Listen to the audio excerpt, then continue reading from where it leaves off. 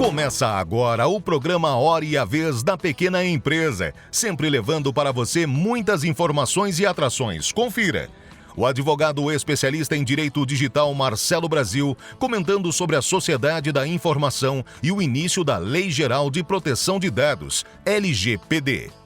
O auditor e perito contador Vitor Estanquevicius alertando sobre a redefinição dos prazos de entrega da DIRF, Declaração do Imposto sobre Renda retido na fonte. E nesta semana, o presidente do Simples, Joseph Cury, recebe a juíza do Tribunal de Justiça de São Paulo, doutora Herta Helena Hollenberg Padilha Oliveira. Fique conosco.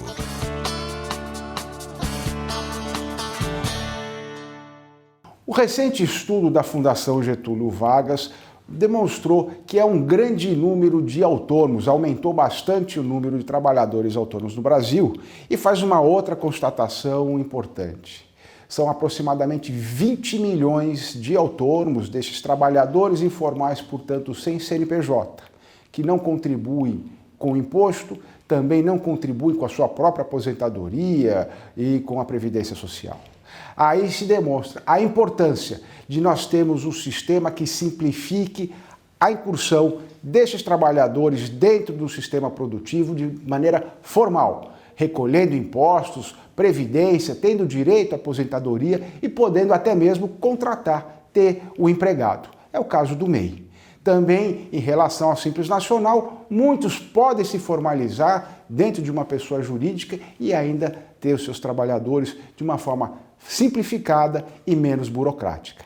Aí a importância desse sistema e de nós permitirmos que aqueles que já são optantes do Simples e do MEI possam se manter dentro dessa atividade e ainda ampliar a base, gerar condições para que aqueles que estejam fora tenham o seu CNPJ e passem a ser contribuintes e formais. Aí, mais uma vez, a importância da derrubada ao veto, o projeto de lei que permitiu o refinanciamento das dívidas do Simples Nacional. Nós estamos trabalhando arduamente, junto a cada deputado, a cada senador, para que esse veto seja derrubado urgentemente. Estamos acompanhando a agenda do Congresso Nacional e trabalhando para que haja essa derrubada ao veto e, portanto, permita a atividade das microempresas, empresas de pequeno porte e do MEI, formalizando e mantendo a formalidade junto ao Simples Nacional.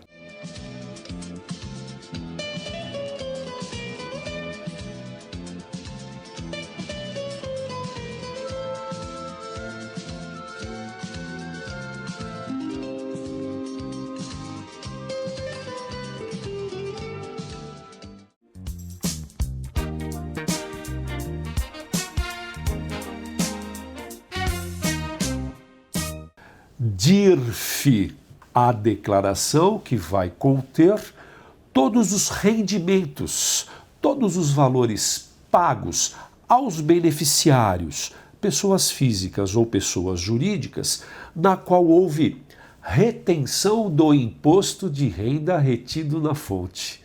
DIRF, o prazo para a entrega da DIRF, acompanhe empresário com o seu contador, com a sua contabilidade, com a área fiscal que dá o tratamento para esses assuntos, acompanhe a entrega da DIRF até o prazo renovado pela Receita Federal, que não é mais dia 25 de fevereiro, o prazo limite passa a ser dia 28 de fevereiro de 2022, que recairá numa segunda-feira, fique atento. Na DIRF encontraremos o que de maneira mais precisa? Encontraremos na DIRF os rendimentos pagos, como, por exemplo, inerentes à folha de pagamentos do pessoal da sua empresa, pagou os salários, está na folha de pagamentos, houve retenção do imposto de renda pela fonte pagadora, mês a mês esses valores estarão apresentados na DIRF. Outros exemplos que estarão na DIRF: aluguéis pagos para os sócios, temos também prolabores pagos pelos sócios, não é? Se a empresa pagou prolabore, pagou pagou aos sócios aluguéis, houve retenção na fonte, estarão na DIRF. A empresa pagou também rendimentos, pagou valores referentes a serviços prestados para pessoas jurídicas. A empresa contratou, sim, outras pessoas jurídicas para os quais, na ocasião do pagamento, houve retenção do imposto de renda. Todos estes valores estarão contemplados na DIRF, cuja data limite para entrega é dia 28 de fevereiro. Foi um grande prazer, como sempre, por hábito, falar com todos vocês. Até a próxima oportunidade.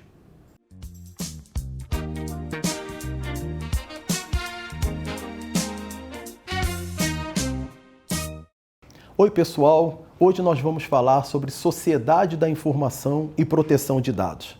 Com o advento da quarta revolução industrial, a Revolução 4.0, houve um avanço tecnológico muito grande, onde nós passamos a viver uma convergência tecnológica muito grande.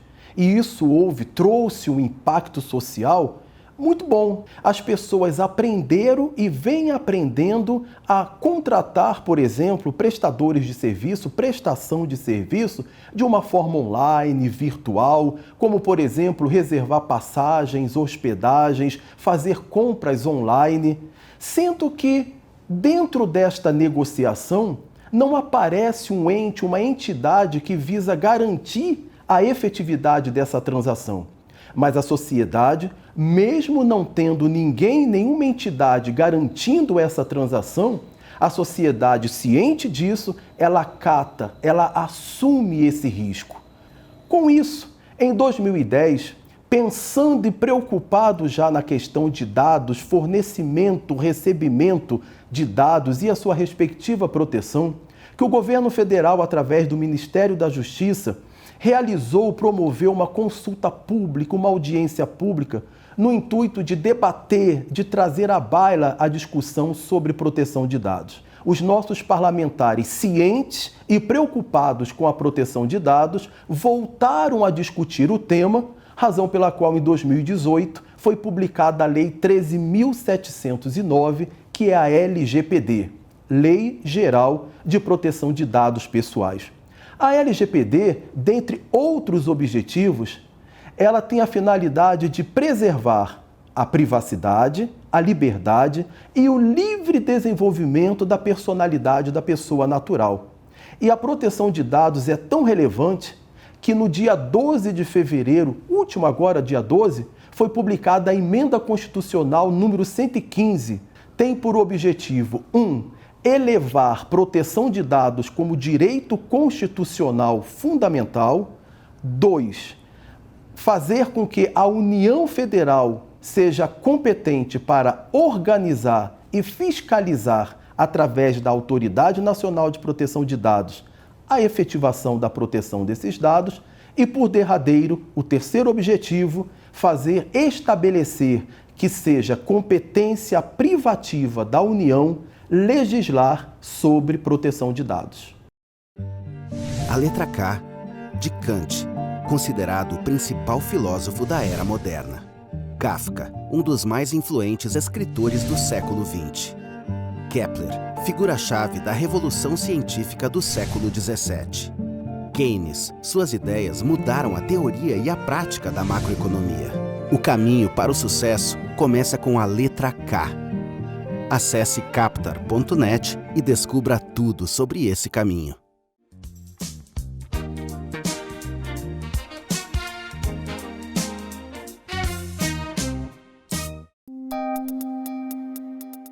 Entrevista da semana.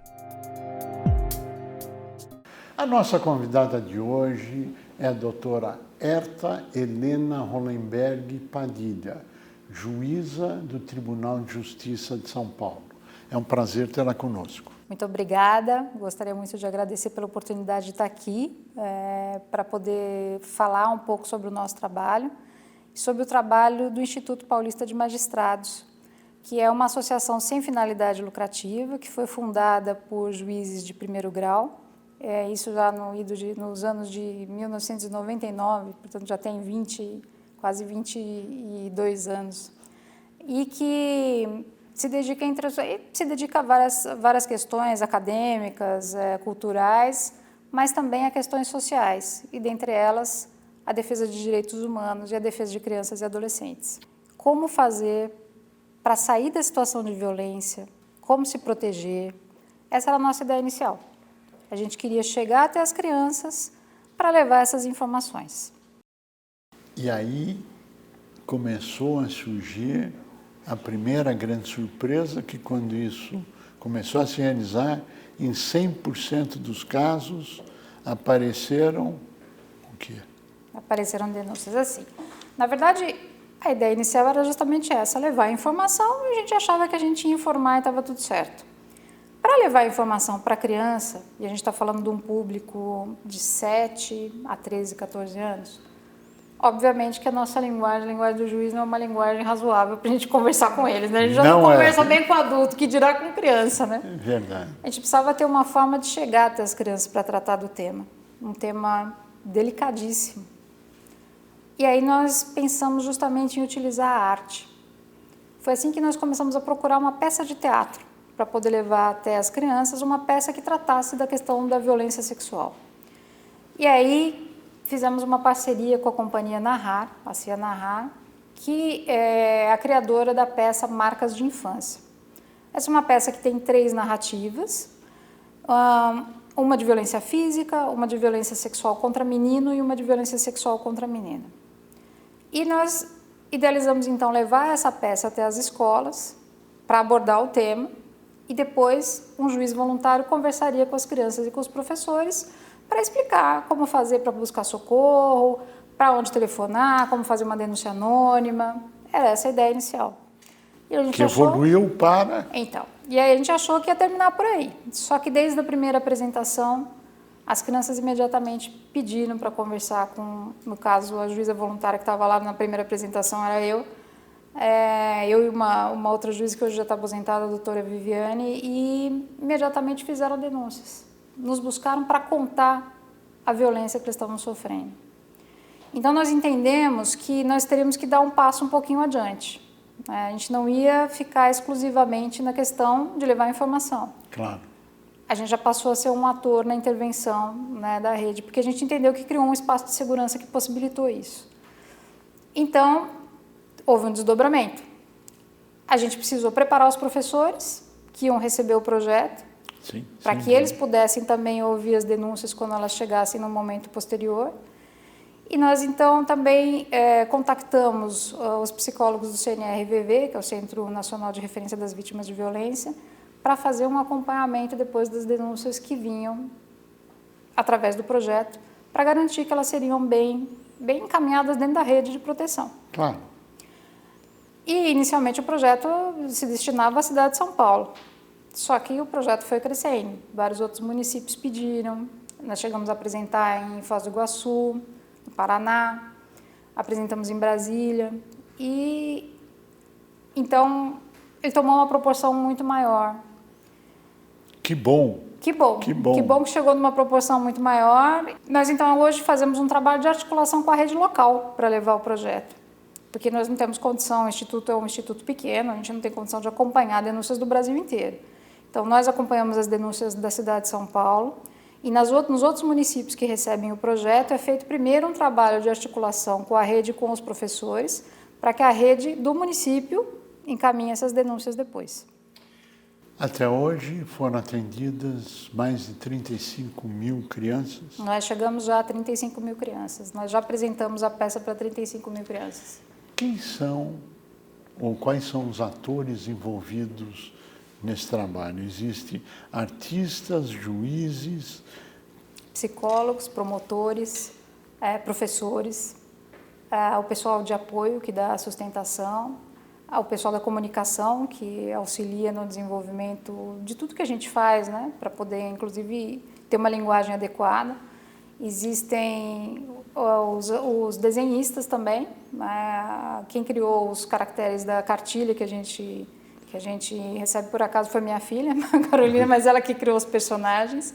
E depois, esses 2 personagens, que são um menino e uma menina, né, a gente fala que é a Mariazinha e o Zequinha, a gente leva até a escola os bonecos dos personagens. Então, a gente tem ainda também uma artista artesã que faz os bonecos e a gente deixa os bonecos na escola para que fique no local onde as crianças se sintam mais seguras dentro da escola. Então, pode ser a sala da mediadora, da diretora, onde eles tiverem maior liberdade, para que eles lembrem que a gente passou por lá, qual foi a mensagem que a gente deixou e que se um dia eles precisarem, ali tem uma pessoa em quem eles podem confiar.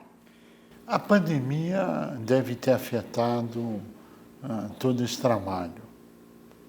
O que a senhora acha de importante para dizer do que aconteceu durante a pandemia? Então, a grande dificuldade na pandemia era justamente a dificuldade de chegar até as crianças. E tem uma realidade muito triste que precisa ser narrada. Na verdade, a grande quantidade de abuso, a maioria dos abusos sexuais, não ocorre na rua praticado por um desconhecido. Isso corresponde a menos de 2% dos casos de violência contra a criança. A grande maioria ocorre dentro das próprias casas das crianças, ou de casas de pessoas muito próximas, de parentes próximos das crianças. Sim. Normalmente o abusador é uma pessoa de confiança da criança. E no período da pandemia as crianças estavam presas em casa com os abusadores. Claro. E a gente não tinha a menor possibilidade de chegar até essas crianças para poder fazer qualquer coisa. Tanto que o número de denúncias de abuso sexual durante a pandemia, nos números oficiais, simplesmente despencou. Aí não é porque não houve abuso. Claro. É porque não havia como chegar para denunciar e não havia quem pudesse interferir nessa situação. Foi por isso que surgiu o Eu Tenho Voz na Rede, que é um desdobramento do projeto, e nós pensamos então em fazer de uma forma digital. São narrativas daí de forma digital, também são 4 peças para faixas etárias diferentes, peças curtas, uma para crianças bem pequenininhas, as 2 da menina e do menino para praticamente todas as idades, mas mais adequadas a partir dos 8 anos. E as histórias de Maria, que inclusive ganhou um prêmio do Festival de Cinema, foi premiada, tanto a narrativa quanto a atriz da peça. Parabéns. Foi premiada, ela é para ir para um público um pouco maior, que a gente usa muito para os professores essa narrativa, inclusive, porque é uma narrativa que fala justamente da revitimização, de como a história se repete e por que as mães muitas vezes não acreditam quando a criança denuncia, porque a própria mãe também foi vítima de violência. Sim. Então é um ciclo que precisa ser rompido. Não é? Como é que as pessoas podem entrar em contato, demonstrando interesse, como é que elas podem apoiar a iniciativa, como é que elas podem ajudar um trabalho tão bonito como esse trabalho que vem sendo feito? Olha, para todas as pessoas, todas, sem exceção, elas podem auxiliar muito se elas cuidarem das crianças que estão próximas delas. Cuidar da criança é um dever da família, do Estado e da coletividade. Portanto, todo mundo tem o direito de interferir numa situação de violência que esteja afetando uma criança. Se você percebe que seu vizinho tem um filho que chora o tempo todo e você não consegue identificar por que essa criança chora, não sabe da história se tem um problema de saúde específico, começa a suspeitar, fica atento. Qualquer um pode interferir nessa situação, fazendo denúncias. Essas denúncias, pode até ocorrer que não tenha nada, que ótimo se não acontecer nada, que bom se alguém tomou uma providência e denunciou e depois se apura que não há problema algum. Sim. Mas se houver o problema e você interferiu denunciando, você tirou uma criança da situação de violência. Então, a primeira coisa que é o mais importante, não finja que nada está acontecendo, não feche os olhos para a realidade que está à sua volta, seja na sua família, seja nas crianças que são do seu entorno e na sua coletividade. Esse é o ponto principal. Segundo ponto, para qualquer adulto, se uma criança algum dia contar que está sendo vítima de violência sexual, acredite. Acredite, porque a criança não vai inventar isso, ela não vai tirar da cabeça dela a história para inventar, para acusar alguém. Então, acredite e procure imediatamente uma autoridade para fazer a denúncia e o acompanhamento dessa criança. Quem quiser fazer contato com o INPAN, como é que ele faz isso? Ele pode fazer contato especificamente para o projeto através do site eutenhovoz.com.br. Que é esse que está aqui na tela agora. Ou pelo site do próprio Instituto, ipan.com.br. Então, os dois têm caminhos para se chegar no caminho da denúncia, por exemplo. Suponha que existam pessoas de bem que estão participando conosco, com empresas que queiram ajudar a alavancar essa iniciativa. Elas podem patrocinar alguma coisa? É possível, não é?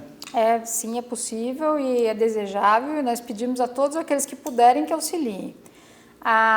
O projeto ele foi aprovado já pela Lei Rouanet, já tem condição de patrocínio, porque assim, o único custo, na verdade, das apresentações é o custo da apresentação da peça de teatro, porque os atores são profissionais e eles são remunerados pelo trabalho que eles fazem.